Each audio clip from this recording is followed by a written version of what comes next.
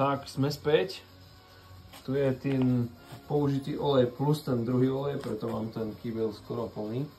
Aj ten preplachový, aj ten.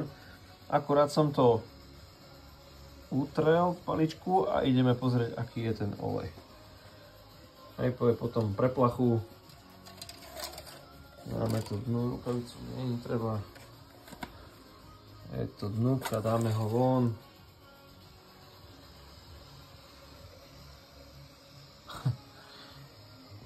Mi bliká tá ledka, neviem, či to na tom videu bude vidno, ale myslím, že je vidieť, že máš problém pri tom maxime rozpoznať, kde to končí a aké je to čisté.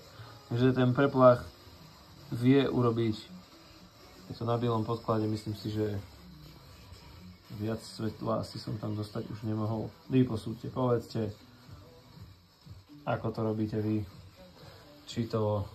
Či to občas nehávate takto preplachnúť, hlavne keď nepoznáš, kde to auto predtým bolo, alebo keď musíš skrátka prilepšiť, aby to auto, aby ten motor skrátka dostal tú maximálnu možnú očistu, ako len existuje. Ja používam preplach, 2 oleje, 2 vložky. Toto je tá stará, ktorá tam bola dlho, a toto je tá druhá preplachová. Aj tá tam nebola dlho, ale myslím, že ten rozdiel je vidieť. Tak, ten filtrik ti tam pomôže v tom maximum, čo je na celú dobu. No a toto už sú mixy nového a použitého, ale aj tak je to čierne. Tak to все.